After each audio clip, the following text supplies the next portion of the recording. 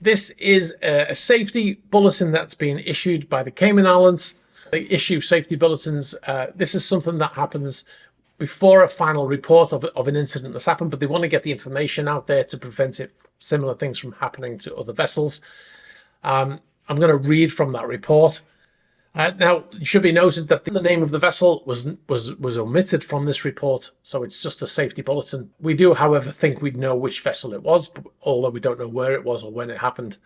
So I'll read from the report anyway. It says the Cayman Islands Shipping Registry is aware of a sudden swamping of a vessel through the open shell doors during the recovery of a personal watercraft. The transom and portside doors were open at the time of the recovery operation, which was taking place in the early evening after the day's water sport activities.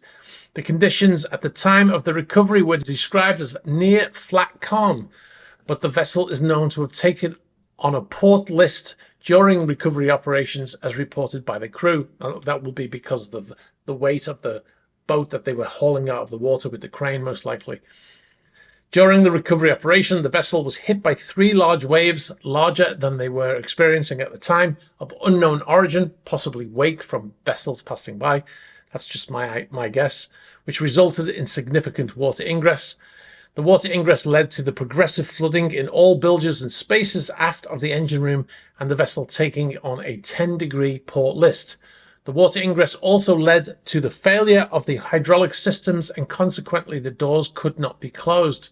The vessel's main bilge pump was also not able to keep up with water ingress, and fearing for the vessel's safety, the master elected to beach the vessel to prevent the vessel from suffering from a further loss of stability. The vessel had guests on at the time, and fortunately all guests were safely relocated to shore, and there were no injuries reported to any persons on board. But for the quick actions of the master, the incident could have resulted in a serious marine casualty, potentially leading to capsize or foundering of the vessel. Now, the vessel is in class, which means it meets its regulations, and is a 375 gross ton twin screw, 2 propellers, a composite vessel built in Italy in 2014, commercially compliant, which means it's a charter vessel, and engaged in commercial activities at the time of the incident. It was on charter. The vessel is provided with a beach club / garage space for the stowage of a PWC, personal watercraft. The report found that the distance between the freeboard deck, which is where the deck that is on line with the water, and the lower edge of the tender watertight door was only 160 millimeters. Regulations, the current regulations, which this vessel was built before, says it must be 600 millimeters. However, the regulations at the time did not have a specific regulation for that distance between the two. But this keel was laid in 2012 before those regulations came into being.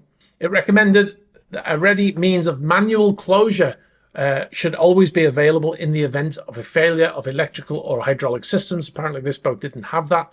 Masters and operators should take care during watercraft launching and recovery operations where openings in the hull may compromise the watertight integrity of the vessel. I'd also add that opening the tender garage door whilst the transom door was still open was probably not a good idea. If it just been the tender garage door, they probably wouldn't have had as much flooding as they ended up with. Based on the photographs here, you can see that the transom is completely flooded as well. Like I said, although the report did not give the name of the yacht in the incident, we believe it was motor yacht Emina. The yacht was built in 2014 in Italy, has a gross tonnage of 375, is a composite hull, has a twin screw, and the pictures in the report, when we compared them to pictures online of this vessel, seem to match. So it's probably the same vessel. Like I said, we don't have any report of that vessel beaching, or we don't know where it happened or when it happened either. But if you've got any ideas, please be sure to get in touch. Thanks very much for watching this video. You've been watching a Superyacht News clip. If you'd like to see the full unedited Superyacht News video, you can click on the link over here. You can also find our channel links below here. And if you'd like to see more shorter videos like this one, be sure to subscribe to this channel.